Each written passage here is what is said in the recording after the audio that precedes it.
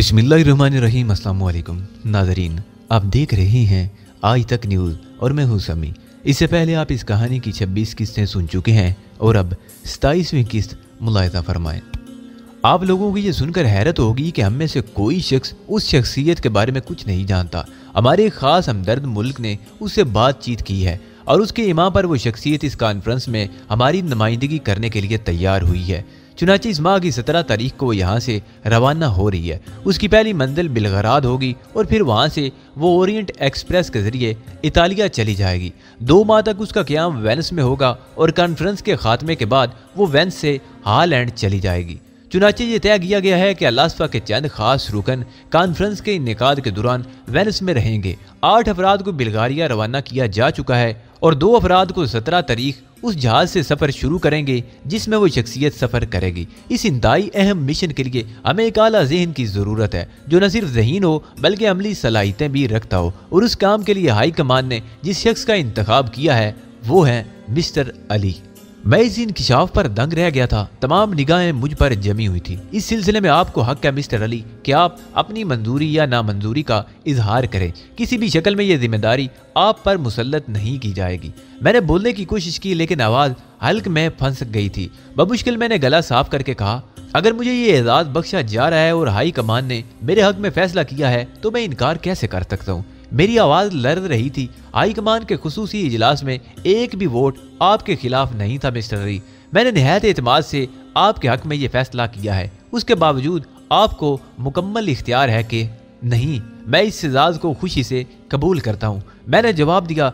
मेरा दिमाग हवा में उड़ रहा था। मुझे वाकई बहुत अहम दर्जा दिया गया था।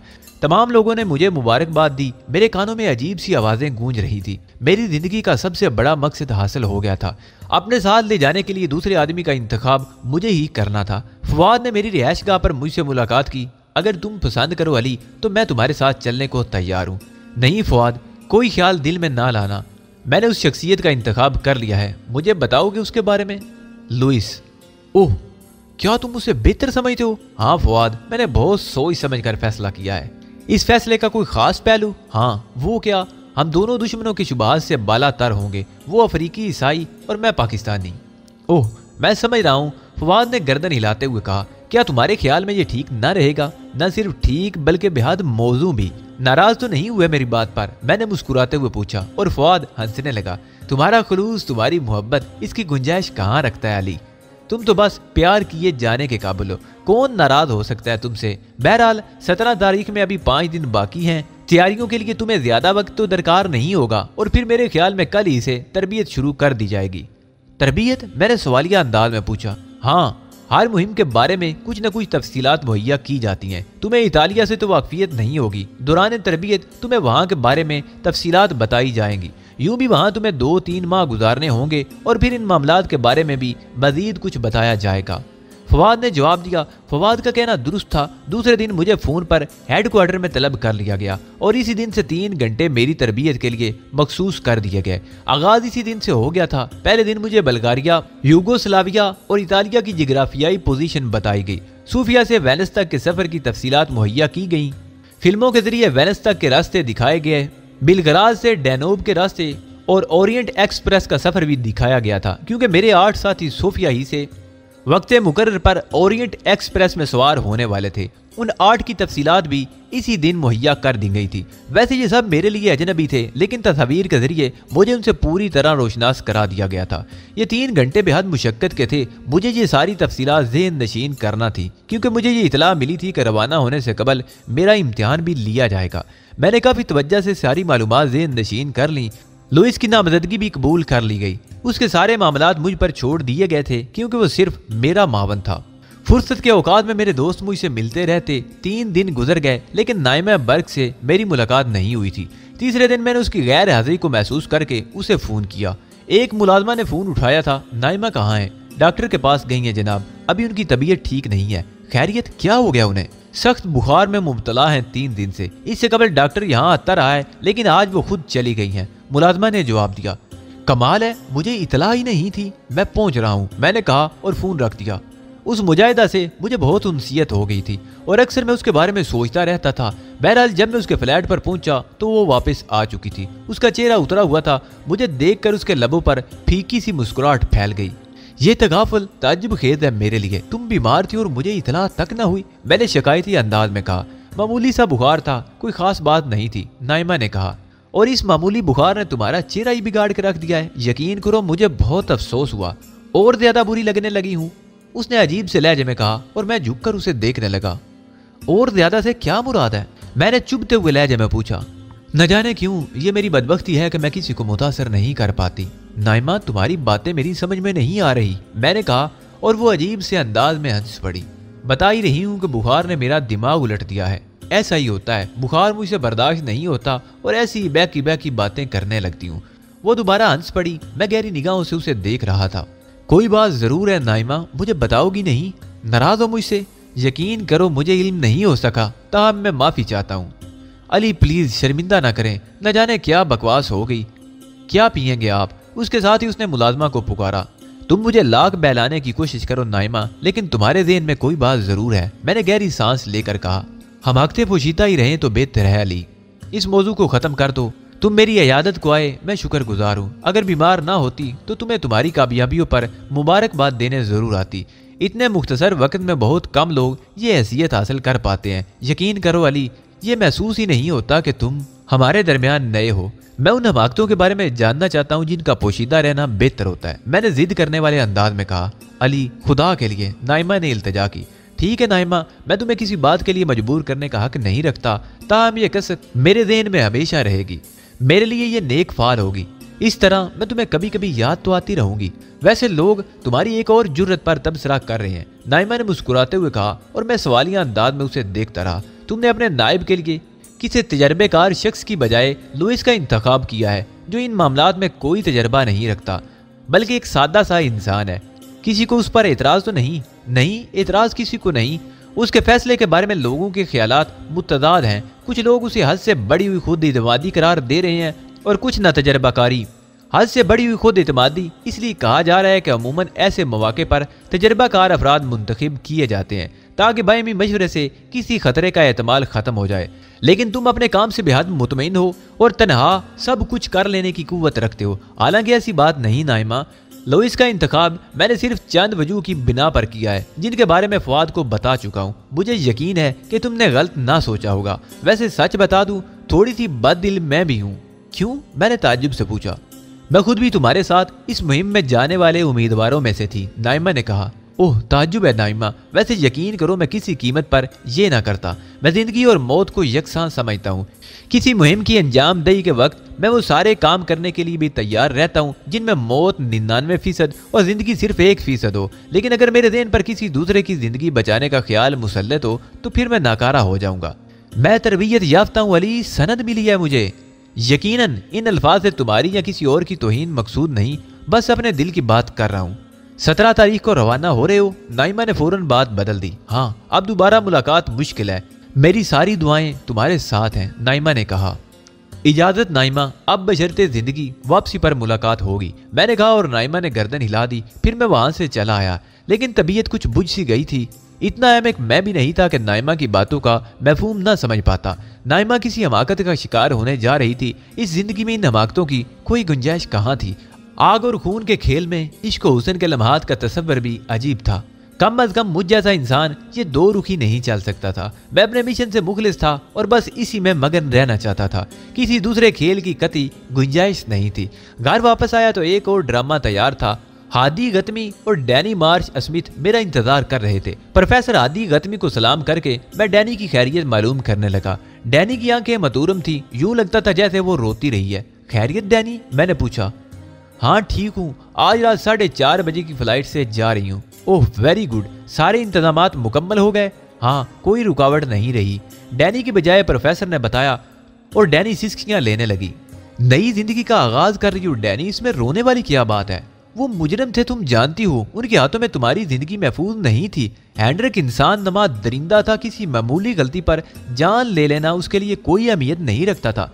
तुम्हें खुशी होनी चाहिए कि तुम उनके चुंगल से निकलकर अब एक आजादाना जिंदगी गुजारोगी। लंदन में अपनी शख्सियत बदल लेना।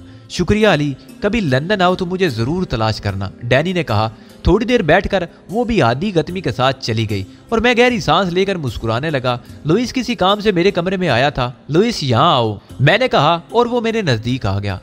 मसरूफ हो कुछ? नहीं मास्टर, कहो। वो मेरे नजदीक आकर बैठ गया। औरत क्या चीज है? मर्द के लिए मुसलसल सर दर्द, लुइस ने बेधड़क कहा और मैं हंस पड़ा। ये तुम्हारा आखिरी फैसला है? मेरा नहीं मास्टर, तारीख का, लुइस ने जवाब दिया। लेकिन वो हमारे सामने वो बड़ी मुकद्दस शक्लों में भी मौजूद है, माँ, बहन और बेटी की शक्ल में। मानता हूँ मास्टर, बीवी की हैसियत से हमें उसके लिए बैल बनना पड़ता है, नाजो अंदाज उठाने पड़ते हैं। महबूबा की शक्ल से हो तो सारे जमाने को धोखा देना पड़ता है, अपनी बिसात और औकात से बढ़कर उसके सामने आना होता है। अगर हम उससे नफरत करें तो भी माँ, बहन और बेटी की शक्ल में हम उसके एहतराम के लिए मजबूर हैं, क्योंकि हमारी माँ किसी की बीवी होती है, बहन और बेटी भी। कुछ हमारे लिए परेशान कुन होती हैं, कुछ दूसरों के लिए। लुइस ने जवाब दिया और मैं बेइख्तियार हंसने लगा। यार लुइस, तू तो फिलासफर है, कोई चोट खा चुका है? नहीं मास्टर, लुइस बचपन में अपने वतन से दूर हो गया था, इसलिए अपनी नस्ल की लड़कियों से तो राब्ता ही टूट गया। यहाँ आ गए तो शक्ल इस काबिल ना रही कि इनकी तवज्जो का मरकज बनते। बात कभी हंसने बोलने से आगे ना बढ़ी, लेकिन चोट खाए हुओं को बहुत करीब से देखा है और खुद इस सिलसिले में फख्र किया है। बहुत खूब, तू तो बहुत सख्त इंसान है, मैंने हंसते हुए कहा। लुइस भी हंसता रहा। इससे गुफ्तगू करने के बाद थोड़ी सी ज़हनी तफरीह हासिल हो गई थी और नाइमा बर्क और डैनी की कैफियत का असर खत्म हो गया था। 16 तारीख इम्तिहान की तारीख थी। सुबह से शाम तक मुझे हेडक्वार्टर में रहना पड़ा। इम्तिहान लेने वालों ने कोई रियायत नहीं की थी। वेनस मुझे अजबर हो गया था। इसके अलावा दूसरे तमाम अमूर भी मैंने उनके सवालात के जवाब तसल्ली बख्श दिए थे। बस एक गिरा थी मेरे ज़हन में कि काश उस शख्सियत के बारे में कुछ मालूम हो सकता, लेकिन उसका कोई इम्कान नहीं था। ताहम मैंने फैसला कर लिया था कि अपने तौर पर इस सिलसिले में कोशिश करूंगा और उसे खोज निकालूंगा। 17 तारीख को मेरे तमाम दोस्तों ने मुझसे मुलाकात की और दोपहर तक यह सिलसिला जारी रहा। नाइमा बर्क नहीं आई थी। फवाद ने बताया कि वो बुखार का शिकार है। मैंने उसके बारे में किसी जज्बे का इजहार नहीं किया और फिर रात को मैं और लुइस एयरपोर्ट चल पड़े। बज़ाहिर कोई मेरे साथ नहीं आया था, लेकिन मैं जानता था कि दरपर्दा बहुत सी आंखें मेरी निगरान होंगी। लेकिन मुझे उस शख्सियत की तलाश थी और मैं जहाज के मुसाफिरों में उसे तलाश करना चाहता था।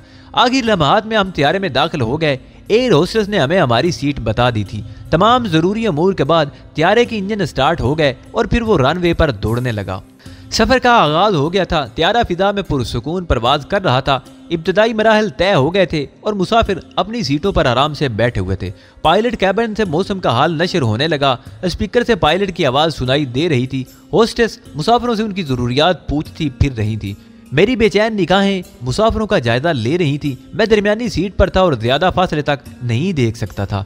दिल तो चाह रहा था कि पायलट कैबिन के दरवाजे से लेकर पीछे तक का एक चक्कर लगाकर एक एक मुसाफिर की शक्ल देख लूं, लेकिन ये मायूब और मशकूक बात होती। बड़ी गैर यकीनी कैफियत थी। मुझे इस बात का अंदाजा था कि हेडक्वार्टर में मौजूद बड़े अहमक नहीं हैं। उन्होंने हर बात सामने रखी होगी, यानी इस बात का इम्कान नहीं था कि उस पुरस्कार शख्सियत ने इस परवाज से सफर न किया हो।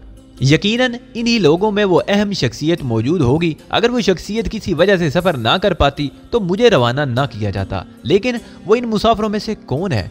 एक ख्याल के अलावा कोई और ख्याल मेरे जहन में नहीं था। आइंदा पेश आने वाले हालात के लिए मैं बिल्कुल तैयार था। यूं भी तंजीम की तरफ से मुझे तमाम सहूलतें मुहैया कर दी गई थी, लेकिन मुझे इनकी परवाह भी नहीं थी। वक्त और हालात ने मुझे हर हाल में गुजारा करने की कुव्वत अता कर दी थी। काफी देर तक मैं इस सिलसिले में गौर खोज करता रहा। फिर मैंने ज़हन को झटक कर इस ख्याल को निकाल फेंका। बिला वजह इस कोशिश में सर खपाने से क्या फायदा? वक्त और हालात खुद ही उसे सामने ले आएंगे, बल्कि ये सस्पेंस और दिलकशी का हामिल है। इससे लुत्फ अंदोज हुआ जाए। क्या तुम सो रहे हो लुइस? मैंने खामोशी से उकताकर लुइस से सवाल किया। नहीं मास्टर, पूरी तरह जाग रहा हूँ। बस तुम्हारी सोच में खराबी नहीं बनाना चाहता। तुम खुद भी तो कुछ सोच रहे होगे। कुछ भी नहीं, मैं ज्यादातर अपने जहन को आज़ाद रखता हूँ ताकि अगर कभी सोचना ही पड़ जाए तो दिमाग ताज़ा हो। लुइस ने कहा, भलाशुबा तुम हैरत अंगेज सलाहियतों के मालिक हो। मैं जूं जूं तुम्हारे बारे में गौर करता हूँ हैरान होता जाता हूँ। मैंने तवील सांस लेकर कहा, गौर करने के यही नुकसानात होते हैं मास्टर। तुम्हारी सोच राई को पहाड़ बनाती रहेगी और जब सोचों के समंदर से निकलोगे तो राई राई ही होगी। लुइस ने जवाब दिया, ओ फिलासफर, बस मेरा दिमाग न खा। मैंने हंसते हुए कहा। लोइस भी हंसने लगा। मेरी तवज्जो फिर मुसाफिरों की तरफ हो गई थी। लोइस ने सीट से टेक लगाकर आंखें बंद कर ली। मुसाफिरों में भांत भांत के लोग थे। मेरे दाहिने सिमत की सीट पर एक मुअम्मर जोड़ा बैठा हुआ था।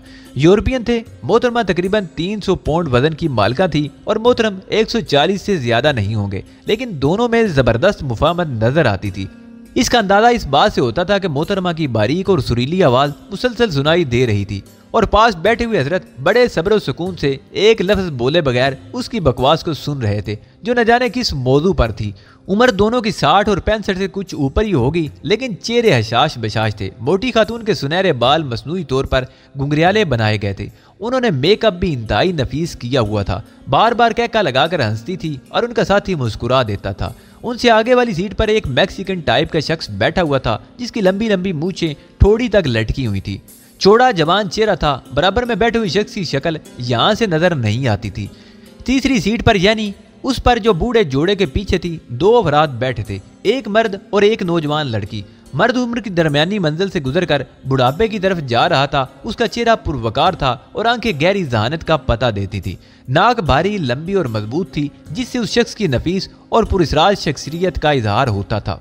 ठोड़ी पर छोटी सी भूरे रंग की दाढ़ी उसके चेहरे मेरे को खासा बारूब बनाए हुए थी। लड़की हुस्न और जमाल का मुंह बोलता पैकर थी। उम्र ज्यादा से ज्यादा 21-22 साल होगी। वो एक नहायत कीमती सूट में मलबूस थी और गहरे रंग का कोट होने की वजह से उसके चेहरे के तमाम नकूश नुमायां हो गए थे।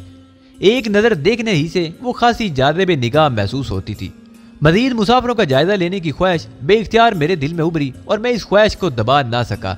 चुनाचे अपनी जगह से उठकर जहाज के अकबी हिस्से में बने हुए बाथरूम की जानिब बढ़ गया। मैं सुस्त रवि से बाथरूम की जानिब गया था और अपना रुख एक ही जानिब रखा था।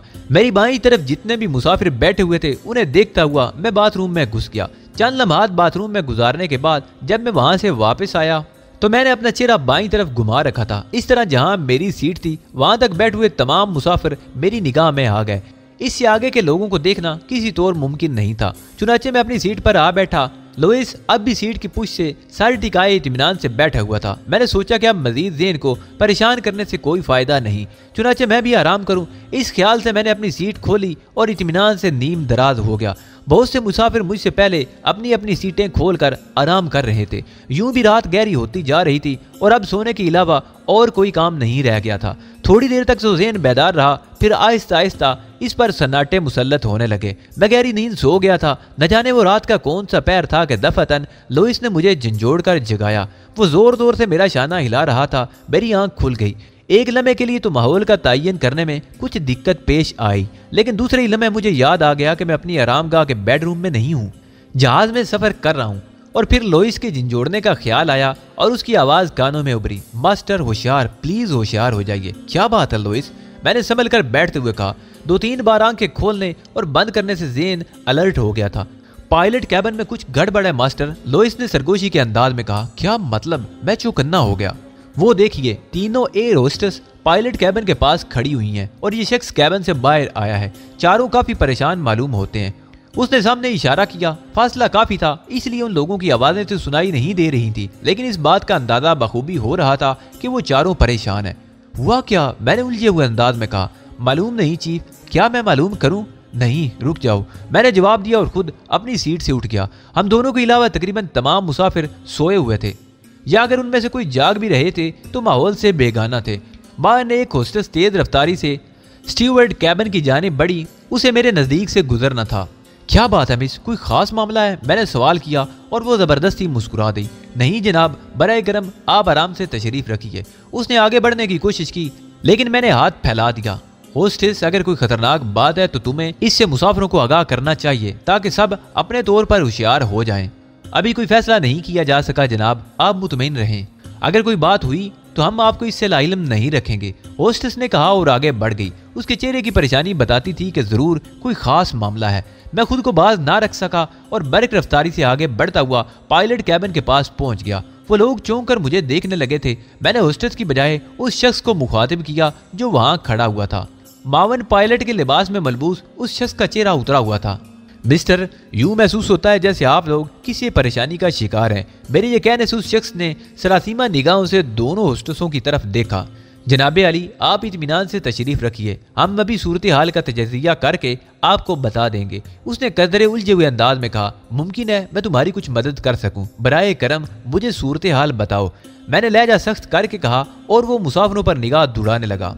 अफरा तफरी फैल जाएगी जनाब, और ये अफरा तफरी हमारे लिए नुकसानदेह भी हो सकती है। उसने तशवीशनाक चेहरा बना के जवाब दिया, मानता हूँ, लेकिन सब लोगों को बताने की जरूरत नहीं, सिर्फ मुझे बताओ क्या मामला है। मैंने नरमी से काम लिया। अब इसमें कोई शक व शुबे की गुंजाइश नहीं रह गई थी कि कोई खास ही मसला दरपेश था। उसने एक लम्हे के लिए सोचा, फिर आहिस्ता से बोला, मेरा नाम मैग कार्नर है, मावन पायलट हूँ। मेरे साथ एक और मावन पायलट है, उसका नाम डायर है। हमारा चीफ पायलट माइकल है। डायर को न जाने क्या हो गया है जनाब, हमारा जाना पहचाना आदमी है, लेकिन उसने माइकल की कनपट्टी पर रिवाल्वर रख दिया है और त्यारे को किसी खास सिमत में ले जाने की हदायत कर रहा है। ओह, हाईजैकिंग? जी हाँ जनाब, यही समझ लें। लेकिन हैरत की बात यह है कि हाईजैकर हमारा ही एक आदमी है।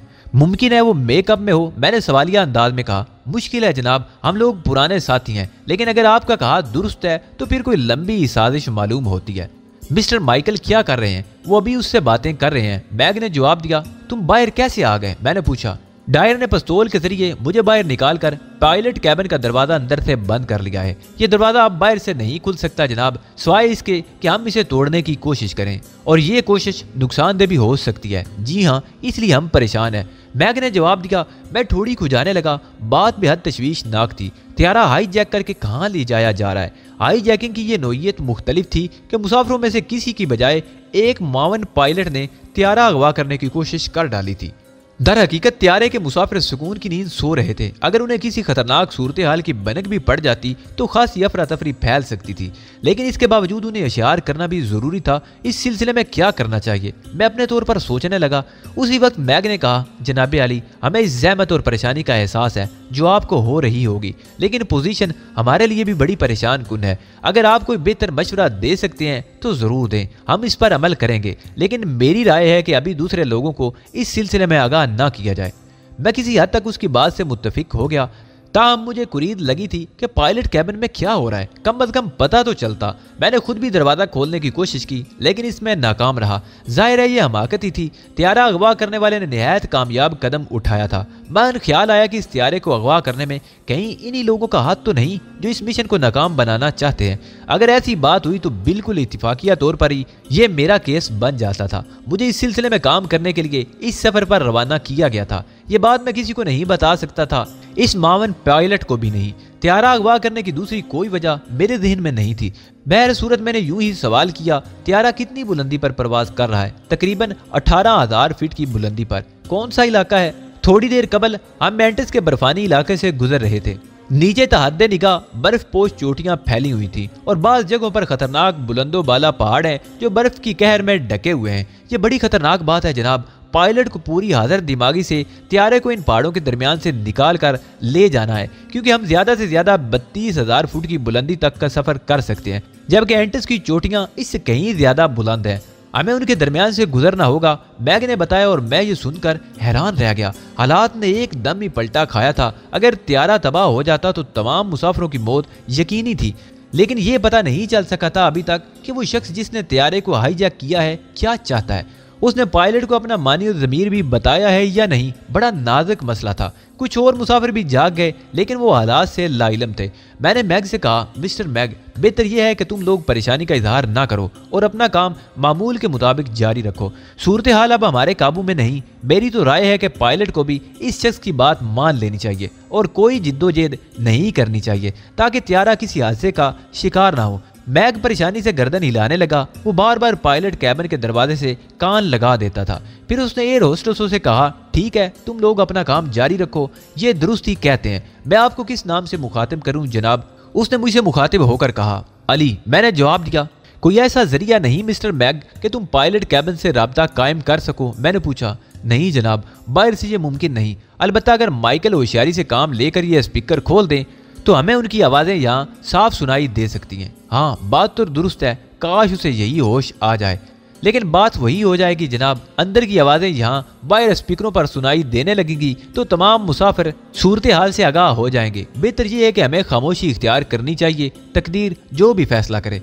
मैक बहुत परेशान था, परेशान मैं भी था। बदकिस्मती से मुझे इस शख्स के बारे में कुछ इल्म नहीं था, वरना मैं इसके तहफ़्फ़ुज़ का कोई बंदोबस्त करने की कोशिश करता। मैं तो किसी से अपनी परेशानी का इजहार भी नहीं कर सकता था। लोइस ने अलबत्ता मेरे चेहरे पर परेशानी के आसार पढ़ लिए थे। वो भी अपनी जगह से उठकर मेरे पास आ गया। मेरी निगाहें सोते हुए मुसाफिरों का जायजा ले रही थी।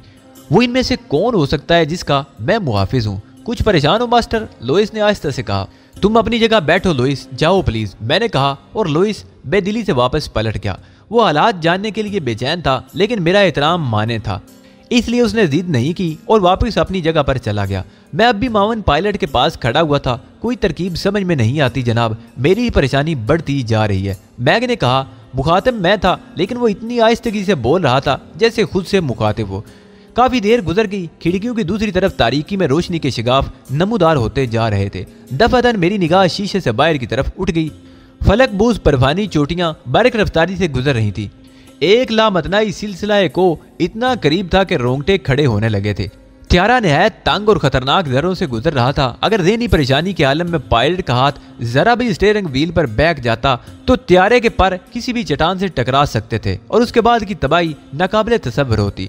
मैग की तवज्जो भी मेरी तरफ हो गई और फिर वो भी चौंक कर बाहर का मंजर देखने लगा। उसके हलक से आवाज निकली, ओह गॉड, त्यारे का रुख जुनूब की तरफ हो गया है। मुझे यकीन है।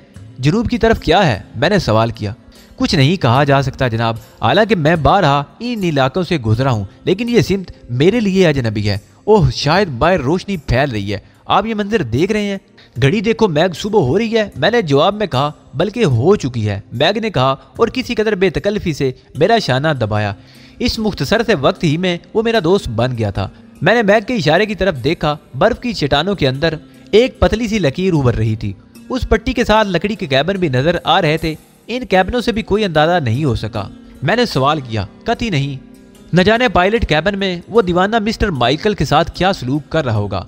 मैग ने कर्ब से कहा। वो बेचारा बेहद परेशान नजर आ रहा था, लेकिन बेबस था। अमले के तमाम लोग ही सूरत हाल से बाखबर थे, लेकिन कोई कुछ नहीं कर सकता था।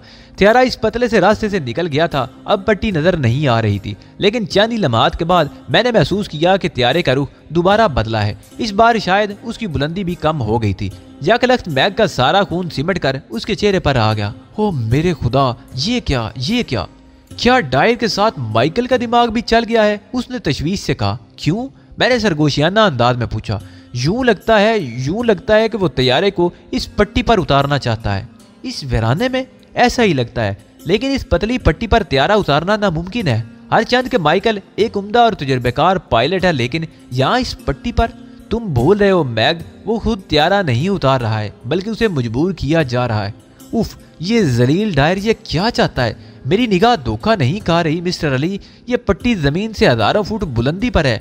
कोई दी होश इस पर त्यारा उतारने की कोशिश नहीं करेगा। खास हालात में भी कम अज कम त्यारा उतारने के लिए इससे 4 गुना बड़ी जगह दरकार है। और फिर बुलंदी पर हवा कितनी लतीफ होती है, बहुत ही हल्की। ये त्यारे का बोझ नहीं बर्दाश्त कर सकेगी और त्यारा गिर पड़ेगा। फर्ज करें अगर ये भी उतर जाए तो इतने मुख्तसर से रनवे पर इसका रुकना नामुमकिन है। वो किनारे पर पहुंचेगा और फिर, ओह मेरे खुदा, इस तरह वो कमबख्त भी तो जिंदा नहीं बच सकेगा। मैग की आवाज में लर्जिश थी। मैग की कैफियत अब भी वही थी। वो गोया खुद से ही मुखातिब था। मैंने परेशान निगाहों से उन मुसाफिरों को देखा। काश मुझे इनमें से उस शख्सियत के बारे में मालूम होता। तंजीम की तरफ से ये बहुत दिलचस्प और सनसनीखेज इम्तिहान था, लेकिन खुद तंजीम के सरबराहों को भी इस खदशे का शायबा तक न होगा कि रास्ते में कोई ऐसी आजमाइश पेश आ सकती है, वरना शायद मुझे इस तरह बेखबर न रखा जाता। बहरहाल ये तो इत्तफाकी आफत थी। इसका जो भी नतीजा निकले इसमें मेरी कोई जिम्मेदारी नहीं थी। जिंदगी या मौत का फैसला तो किसी भी लम्हे मुमकिन नहीं था। इस मामले में तंजीम मुझे नाकाम नहीं करार दे सकती थी, क्योंकि मैं लाइल्म था। एक गहरी निगाह मैंने सुकून से सोते हुए मुसाफिरों पर डाली। बेशतर ख्वाब खरगोश के मजे ले रहे थे। बस हमले के अफराद थे, मैं था या लुइस था जो इस नाजुक घड़ी का अंदाजा रखता था, लेकिन बेचारा हकीकत से नावाकिफ था। मैग ने अब मुसलसल बाहर देखना शुरू कर दिया था। वो खुद भी पायलट था, इसलिए यहाँ से बाहर का अंदाजा लगा सकता था। तंग पट्टी मुमकिन है जमाना जंग में फौजी त्यारे उतारने के काम आती हो, लेकिन इस त्यारे को उतारने के लिए वो बहुत छोटी है। इसके दोनों सिमत मुहिब अमूदी चट्टानें सीना ताने खड़ी थी और त्यारे का कोई बाजू किसी चट्टान से भी टकरा सकता था। एक बार फिर मैग ने मेरे बाजू का सहारा लिया। मेरे लिए भी खड़े रहना मुश्किल हो गया था। मैंने सहारे के लिए एक सीट पकड़ दी। त्यारा चक्कर लगा रहा था। वो त्यारे को नीचे ला रहा है। माइकल बिलाकर उसकी हिदायत पर अमल करने के लिए मजबूर हो गया है, मैग ने कहा और फिर मुस्तरबाना अंदाज में बोला, मेरे ख्याल में अब मुसाफिरों को इस बारे में इल्म हो जाना चाहिए। लाइल्मी में वो जख्मी हो सकते हैं। जैसा तुम पसंद करो, मैंने कहा, लेकिन मैग शायद मुसाफिरों से कुछ कहने की हिम्मत ही नहीं कर पा रहा था। अलबत्ता थोड़ी देर के बाद मुसाफिरों को खुद ही सूरत हाल का अंदाजा होने लगा था। त्यारा चक्कर लगा रहा था और ये बात ढकी छपी नहीं रह सकती थी। वो सब एक एक करके जाग उठे थे। उनकी परेशान निगाहें चारों तरफ भटक रही थी। ये सब क्या है? एक खातून की लरजती हुई आवाज सुनाई दी, ये क्या हो रहा है? ये क्या हो रहा है? दूसरे कोने से एक और भर्राई हुई आवाज उभरी। मैं और मैग उस तरफ मुतवज्जा नहीं हुए। अलबत्ता होस्टेस कैबिन से एयर होस्टेस निकल आई। उन्हें एहसास हो गया था कि अब मामला क्या है। जिसकी उन्हें तनख्वाह मिलती है इन फराइज से पहलुते ही जायज नहीं थी। एयर होस्टेस मुसाफिरों को इस पागल के बारे में बताने लगी जो इस वक्त काकपेट में मौजूद था और त्यारे को अगवा करके कहीं ले जाना चाहता था। मुसाफिर हक्का बक्का रह गए। बॉसों की तो समझ में ये बात नहीं आ रही थी। एयर होस्टेस उन्हें तसल्लियां दे रही थी। हर चंद के हालात अच्छे नहीं है, लेकिन आप लोगों का पुरसुकून रहना हम सब के हक में बेहतर होगा। काकपिट का दरवाजा अंदर से बंद है, उसे खोलने की कोशिश नुकसानदेह हो सकती है। बेहतर यह होगा कि त्यारे को उतरने दिया जाए। अगवा का सुनते ही कई औरतों की चीखें निकल गई। मर्द एक साथ बोलने लगे। मैं और मैग सब का मुंह देख रहे थे। त्यारा 5 चक्कर लगा चुका था। छठे चक्कर के बाद उसका रुख उसी पट्टी की तरफ हो गया। मैग का चेहरा धुले हुए कपड़े की मानंद सफेद हो गया। नामुमकिन है, ये खुदकशी है, मुकम्मल खुदकशी है। उसके होंठों से बुड़बुड़ाहट उभरी और उसने मजबूती से एक सीट का हैंडल पकड़ लिया। त्यारा बर्क रफ्तारी से नीचे आया, लेकिन पट्टी को छूने के बजाय वो जून से आगे निकल गया। मैंने देखा जहां पट्टी खत्म होती थी वहां नीले और सफेद रंग की हजारों फीट गहरी वादी के सिवा कुछ नहीं था। त्यारा उस वादी से गुजरता हुआ फिर घूम गया। पहले का मंजर नुमाया हो गया। इसका मतलब था कि पायलट त्यारे की रफ्तार को कंट्रोल करने की कोशिश कर रहा है और वो इसे उसी खतरनाक मकाम पर उतारने के लिए तैयार हो गया है। यकीनन खतरनाक धमकियों के साथ उसे मजबूर कर दिया गया होगा, लेकिन क्या यह खतरनाक लैंडिंग मुमकिन है? आखिर त्यारे को अगवा करने वाला उसे इस खौफनाक वीराने में उतरने के लिए मजबूर क्यों कर रहा है? मैंने एक बार फिर मैग की जानिब देखा। मैग अपनी जगह साकित था। वो तो बहरहाल पायलट था। मुझसे बेहतर तौर पर इस सूरत हाल को समझ रहा था। मैं जानता था कि उसकी ज़हनी हालत क्या होगी, इसलिए मैंने उसे मुखातिब करना मुनासिब नहीं समझा। एक बार फिर त्यारा काफ़ी नीचे उतरकर उसी पट्टी की तरफ आया।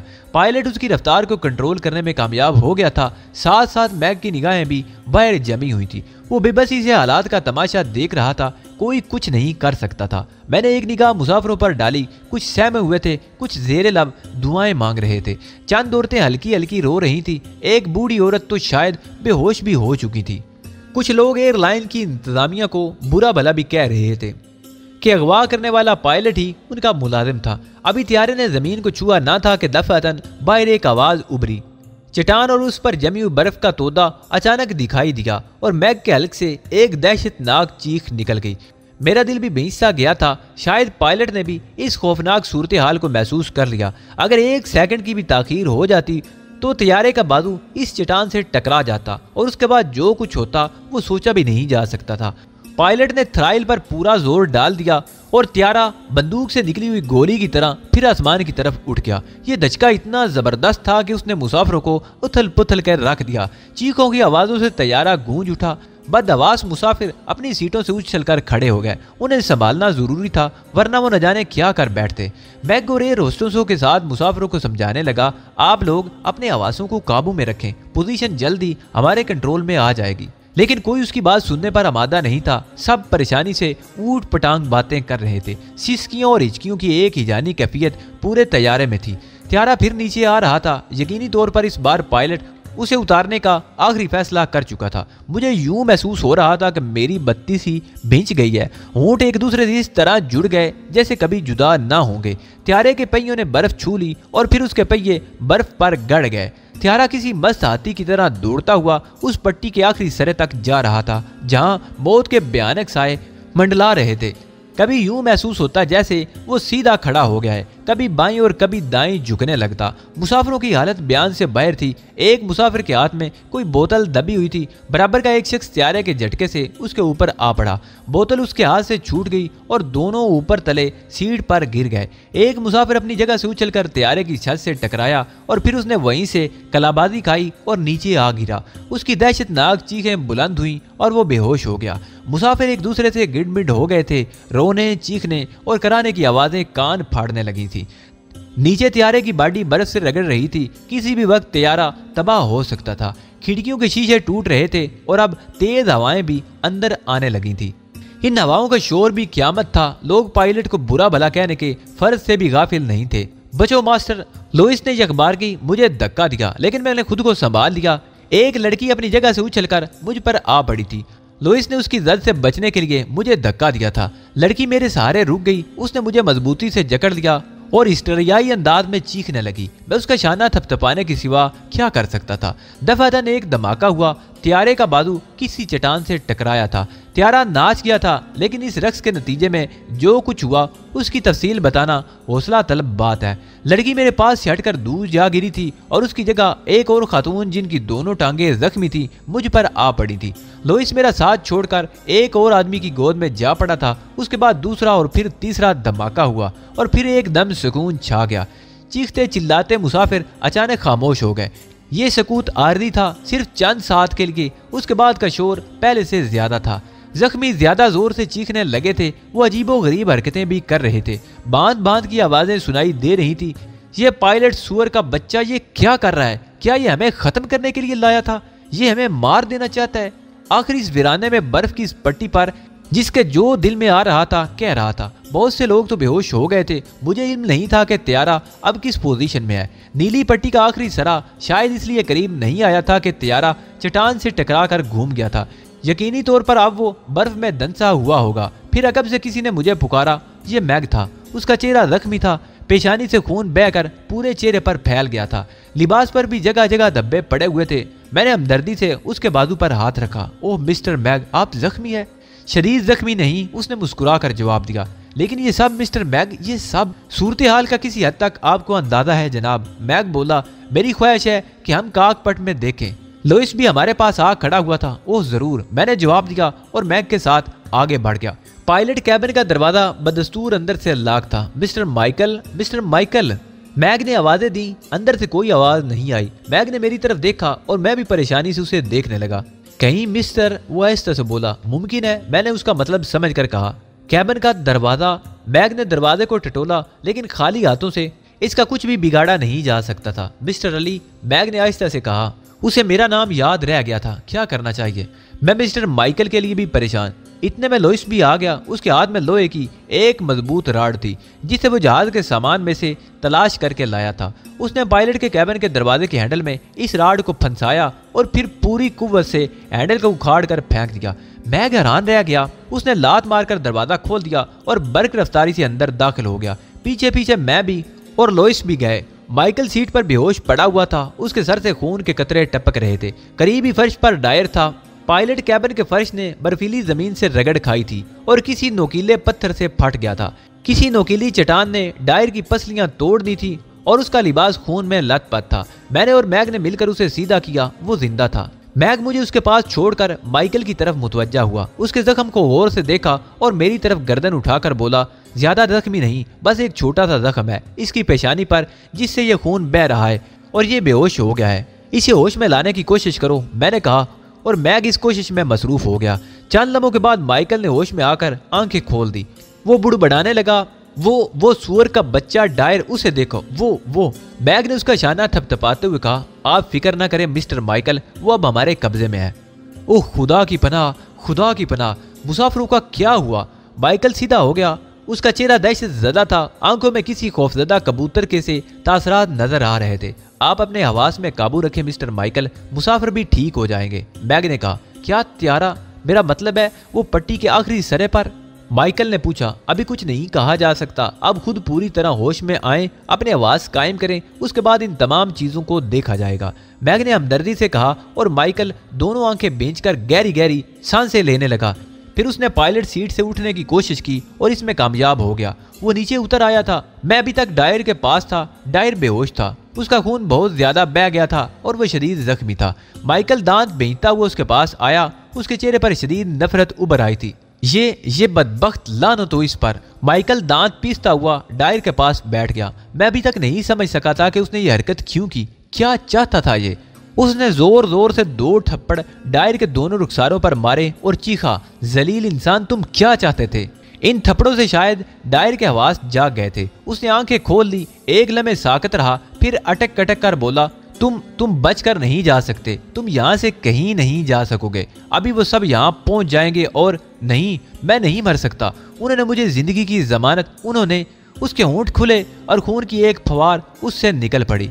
उसे खून थूक कर होंठ जबान से चाटे, फिर बोला, उन्होंने वादा किया है वो मुझे मरने नहीं देंगे, क्योंकि मैंने उनके लिए जान हथेली पर रखकर ये काम किया है। वो मुझे यकायक उस पर तशन्नुज का दौरा पड़ा और पूरा बदन बुरी तरह कांपने लगा। वो हवा में हाथ मार रहा था। बड़ी मुश्किल से उसने दोनों हाथ जमाए और आधे दड़ के साथ उठ गया। फिर उसने खून की बड़ी सी कै की और उसका चेहरा धुले हुए कपड़े की तरह सफेद हो गया। वो आंखें फाड़ फाड़ कर उन्हें देखने लगा। सांस धूकरी की तरह चल रहा था। फिर उस पर खांसी का दौरा पड़ा और खांसी के साथ खून के छींटे उड़ने लगे।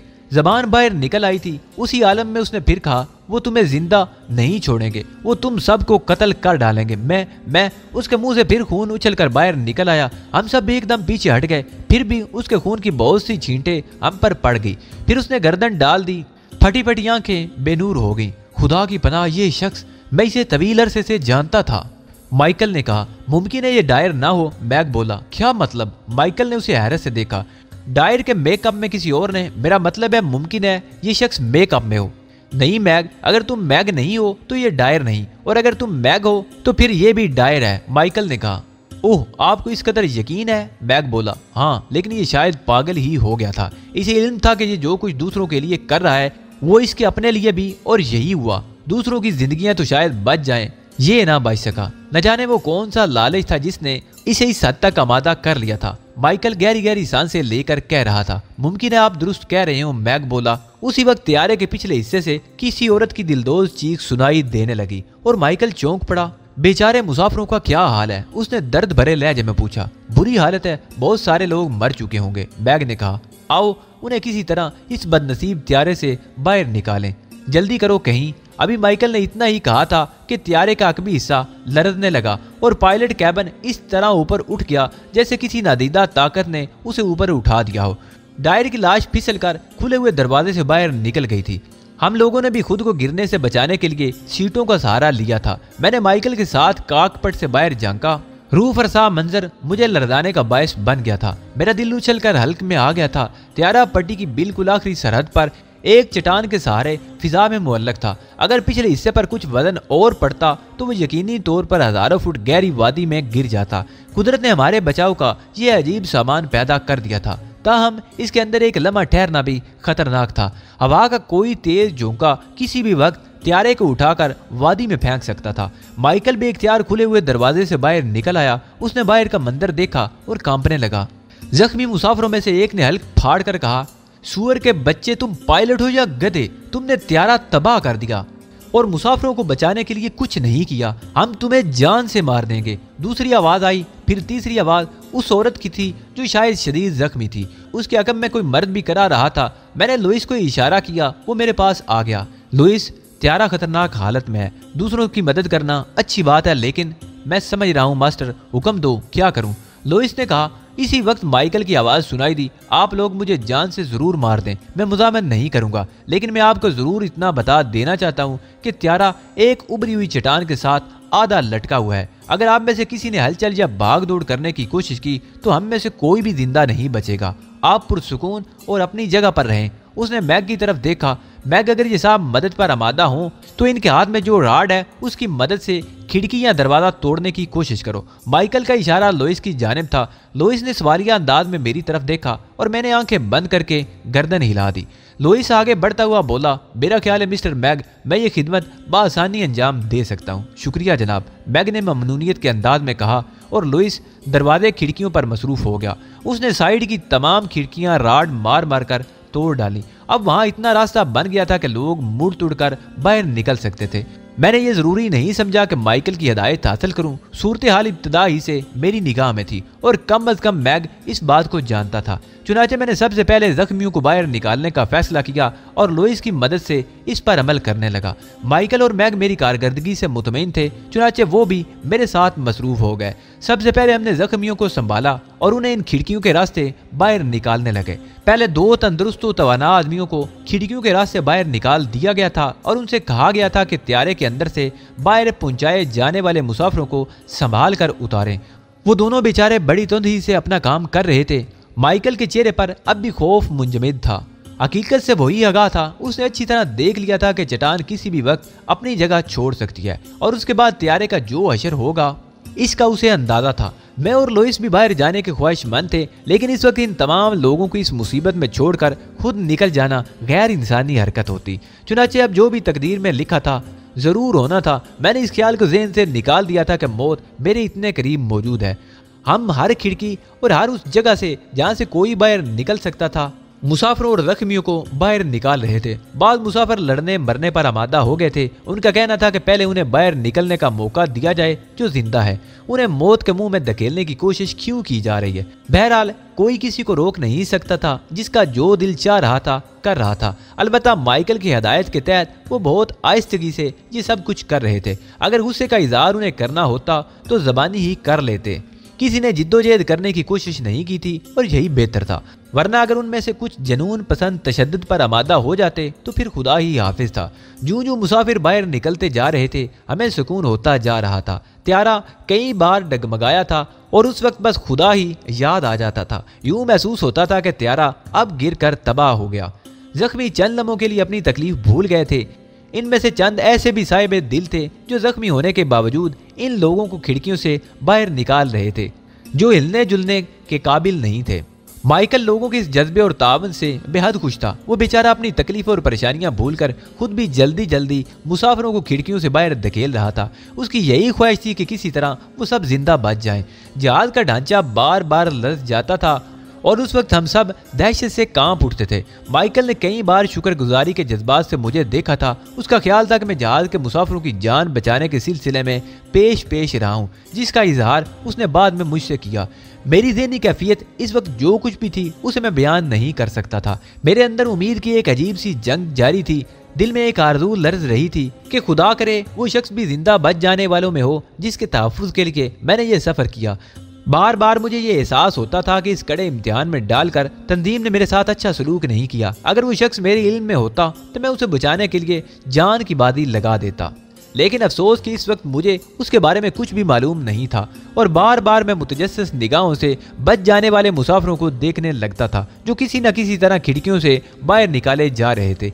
उस खूबसूरत लड़की को भी लोइस ने बाहर निकाल लिया जो अभी तक बेहोश थी, और उसके लंबी नाक वाले साथी को भी। इसके अलावा कुछ और लोग भी जिंदा बाहर निकलने में कामयाब हो गए थे और उनकी तादाद खासी हो गई थी। उसके बाद जिस हद तक भी हो सका माइकल, मैग और 2 एयर होस्टेसों ने जो अब होश में आ गई थी और अपनी ड्यूटी संभालने के लिए बिल्कुल तैयार थी, कुछ जरूरी सामान बाहर निकाला जो इस वक्त इस जगह काम आ सकता था। जहाज के लरजते हुए ढांचे को खिसकते देखकर बिलाखर हम बाकी रह जाने वाले मुसाफिर भी निकल आए। सारे मामलात खुदा की मर्जी पर छोड़ दिए गए थे। ये नहीं कहा जा सकता था कि जहाज के ढांचे में जो लोग अंदर रह गए थे उनमें कौन कौन मर चुका था, क्योंकि उन सब लाशों को बाहर निकालना तो मुमकिन नहीं था जो सामान के नीचे दबी पड़ी थी। जहाज का शिकस्ता ढांचा हजारों फुट की बुलंदी पर एक चट्टानी नोक पर झूल रहा था। पहाड़ों पर गहरा सन्नाटा मुसल्लत था। हर तरफ एक हू का आलम तारी था। यकबस्ता तूफानी हवाएं रह रह कर जक्कड़ की शक्ल में नमूदार होती और तंग दर्रों में गारों के अंदर तेज सीटियां बजाती हुई गायब हो जाती। माइकल, मैं, लुइस, मैग और दोनों एयर होस्टेस बेजान मूर्तियों की तरह खड़े कुर्बो जवार के माहौल को देख रहे थे। हम सब एक दूसरे के नजदीक खड़े हुए थे। त्यारा वक्फे वक्फे से खुश्क पत्ते की तरह कांप जाता था। दफातन माइकल ने दहशत ज़दा अंदाज में कहा, हमें यहाँ खड़े नहीं होना चाहिए। मेरा ख्याल है हम लोग जितनी जल्दी इस तैयारे से दूर हट जाएं इतना ही हमारे हक में बेहतर है। यह किसी भी लम्हे गहराइयों में जा सकता है और उसके बाद मुमकिन है कुर्बो जवार के हिस्से भी मुतासिर हों। बराए करम जल्दी करो। एक बार फिर जिद्दोजहद शुरू हो गई। लोग माइकल की बातों को अपनी जिंदगी की जमानत समझ रहे थे। हर चंद के वो इससे नाराज थे, उसे गालियां दे रहे थे, लेकिन उसके बावजूद सब के सब इसकी हदायत पर अमल कर रहे थे। चुनाचे लंगड़े, लूले, जख्मी हाथों और पैरों से माजूर हो जाने वाले भी बर्फ पर खून की लकीरें बनाते हुए आगे खिसकने लगे। यहाँ भी माइकल और उसके साथियों ने जिस हद तक मुमकिन हो सका मुसाफिरों को जहाज के पास से दूर जाने में इमदाद दी। ये काम भी उसी बर्क रफ्तारी से हो रहा था जिस तरह जहाज के अंदर से लोगों को बाहर निकाला गया था। दफातन मुझे अपने अकब से सिसकियों की आवाज सुनाई दी और मैं चौंक कर पीछे देखने लगा। वो खूबसूरत लड़की होश में आ गई थी जिसे बेहोशी के आलम में लोइस ने बाहर निकाला था। उसका मुअम्मर साथी अभी तक बेहोश था। वो इसी तरह बेजान सा बर्फ पर पड़ा हुआ था। मैं हमदर्दी से लड़की के नजदीक पहुंच गया। क्या बात है? मैंने उससे पूछा। मेरी मदद कीजिए, मेरी मदद कीजिए, ये मेरे डैडी हैं, पता नहीं ये बेहोश हैं या। लड़की की आवाज सिसकियों में डूब गई। ओह उठें, मेरे बाजू का सहारा लेकर उठ जाएं, मैंने उससे कहा और झुककर मुअम्मर शख्स की बगलों में हाथ डाल दिए। फिर उसे घसीटता हुआ उस तरफ ले जाने लगा जहां दूसरे तमाम लोग जा रहे थे। लड़की ने मेरी मदद के तौर पर मुअम्मर शख्स के पांव उठाने की कोशिश की, लेकिन वो इसमें पूरी तरह कामयाब ना हो सकी क्योंकि वो खुद भी लंगड़ा कर चल रही थी। बहरतौर किसी न किसी तरह मैं उन दोनों को भी आगे ले जाने में कामयाब हो गया। कुछ लोग अब भी जहाज के करीब मौजूद थे। चुनाचे एक बार फिर उनकी तरफ बढ़ गया, यहाँ तक कि अपनी दानिश में जिंदा बच जाने वाले आखिरी आदमी को भी हम उस जगह से दूर हटा ले गए। यकबस्ता बर्फ पर खुले आसमान के नीचे पड़े जख्मियों की आवाजारी की आवाजों से माहौल लर्जां था। इनमें से कुछ शदीद जख्मी थे और उनकी हालत नाकाबिले बर्दाश्त थी।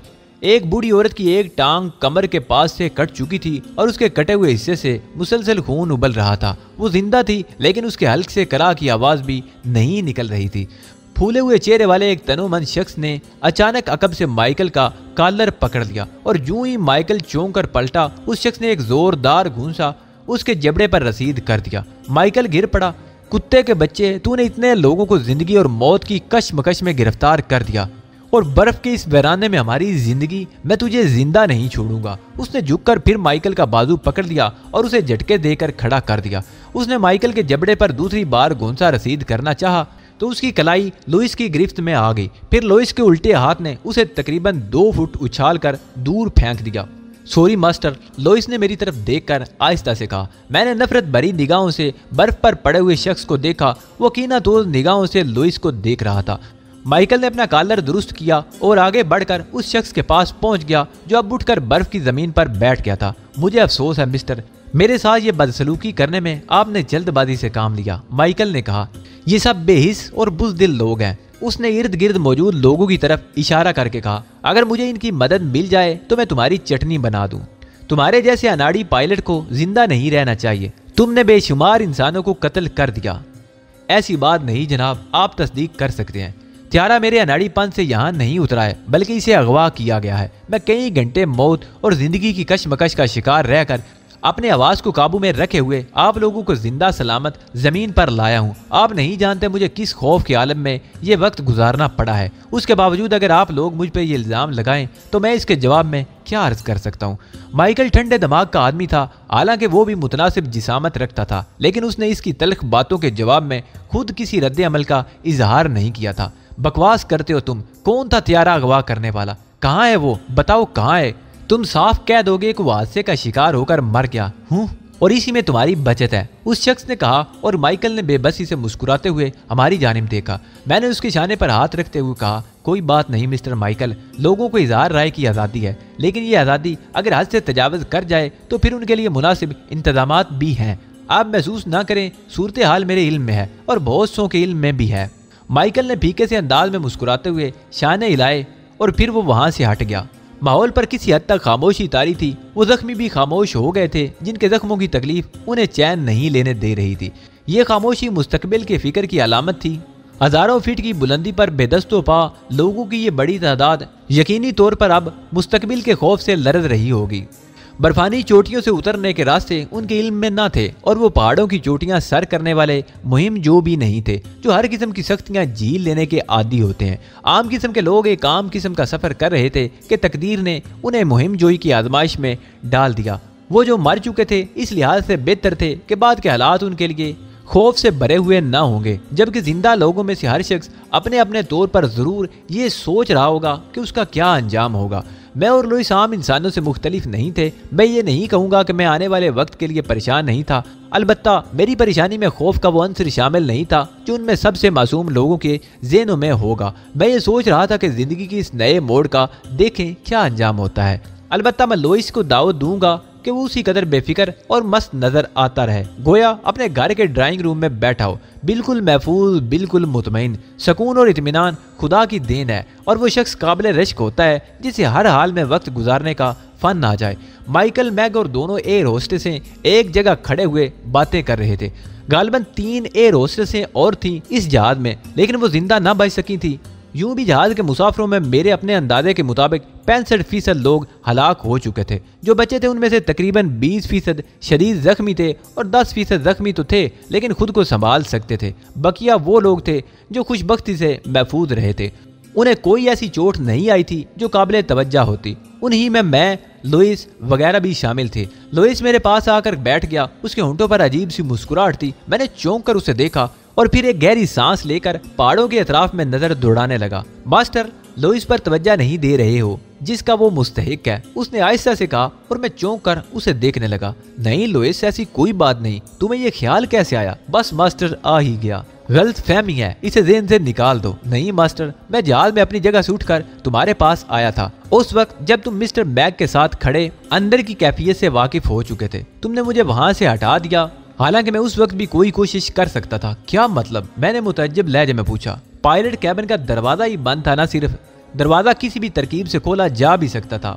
मुमकिन था हम अंदर उस शख्स पर काबू पा लेते जो तैयारा अगवा करने की कोशिश कर रहा था। लुइस ने कहा। मुश्किल था लुइस, इस तरह यह भी मुमकिन था कि वो जनूनी आदमी पायलट पर हमला कर देता और त्यारा फिजा में ही तबाह हो जाता। बैर सूरत चीफ, जैसा तुम पसंद करो, मैं इस सिलसिले में तुमसे कोई फरमाइश नहीं करूंगा, लेकिन मेरी आरज़ू है कि अपने मामलात से थोड़ा बहुत मुझे भी आगाह रखो ताकि मैं अपने तौर पर भी कुछ न कुछ कर सकूं। मैंने ठंडे दिल से लुइस की इस दरख्वास्त पर गौर किया। ठीक ही कह रहा था लुइस। तंजीम ने मुझे मामले से बाखबर रखा था। अगर मैं भी लुइस को इससे बाखबर रखूं तो इसमें कोई बुराई नहीं थी। कम अज कम तबादला ख्यालात के लिए किसी एक शख्स की जरूरत तो पेश आ ही सकती थी। और फिर हजारों फुट बुलंद बर्फ के वैरानों में कौन से ऐसे राज थे जो बाहर जा रहे थे।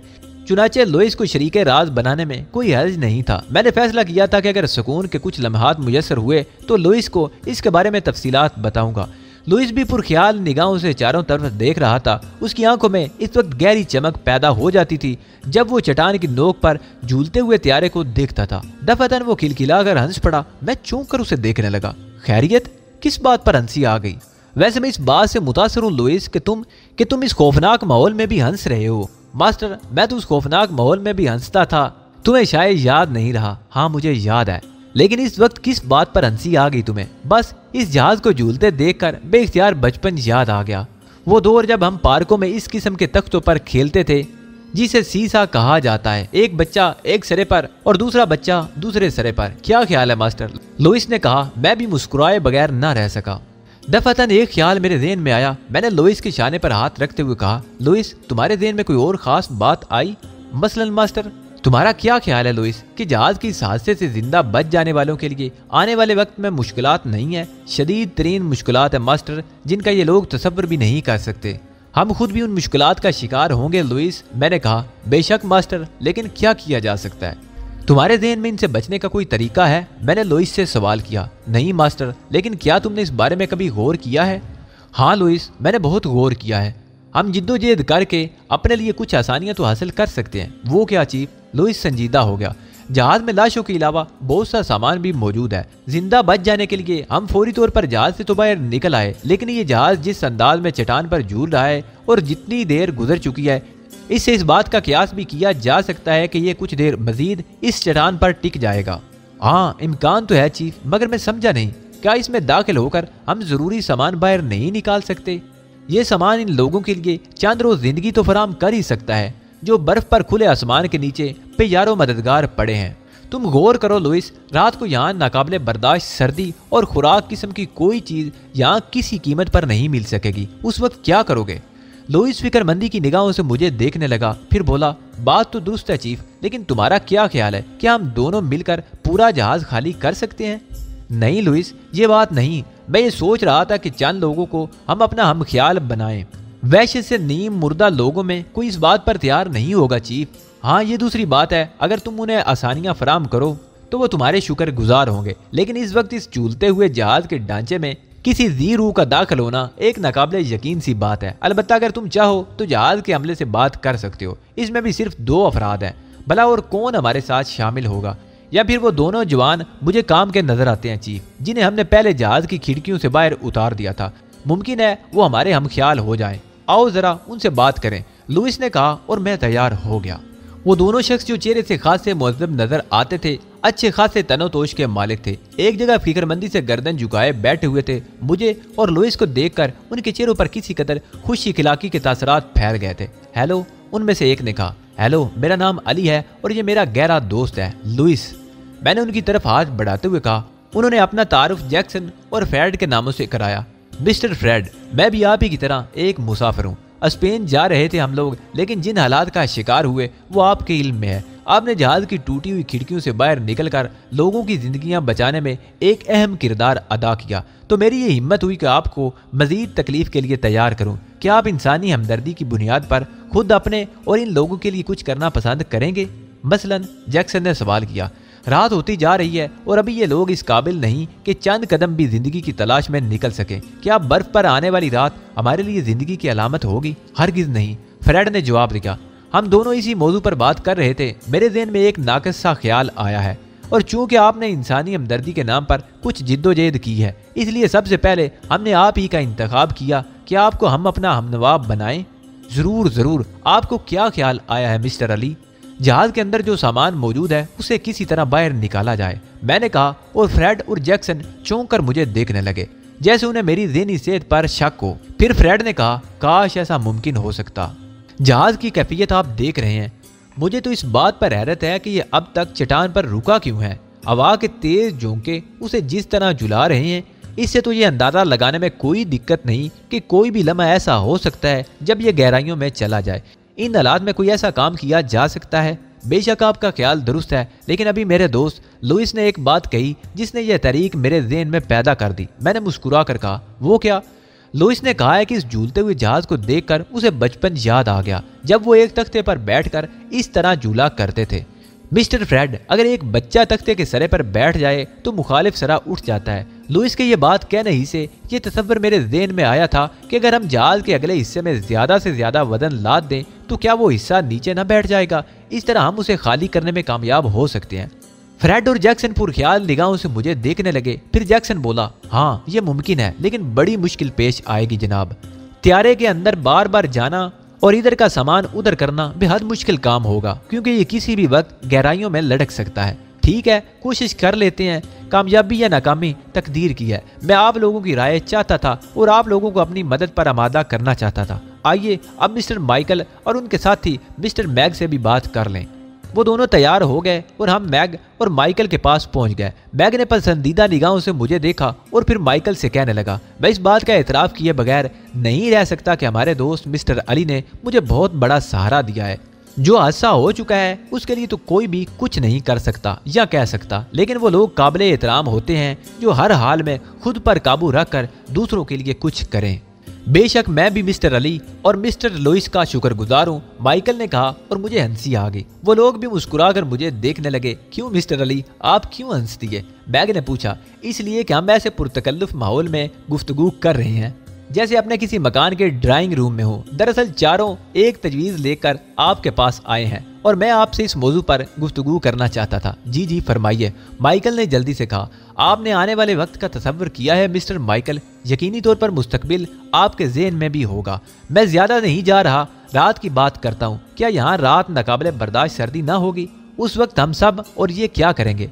हाँ बेशक, ये होलनाक मुसीबत सिर्फ चंद लम्हात नहीं बल्कि थोड़ी देर के बाद ऐसा वक्त शुरू होने वाला है जिसका एक एक लम्हा नज़ा की घड़ी भी इख्तियार कर सकता है। बर्फानी सिलसिला को में इस हज़ारों फुट की बुलंदी पर रात का आलम होगा और इस तसव्वुर से ही हमारे रोंगटे खड़े होने वाले हैं। आपका क्या ख्याल है मिस्टर अली? इस सिलसिले में आपके ज़हन में कोई तजवीज़ है? जी हाँ, तजवीज़ सिर्फ ये है कि जहाज़ के सामान को लाया जाए। क्या? माइकल और मैग उछल पड़े।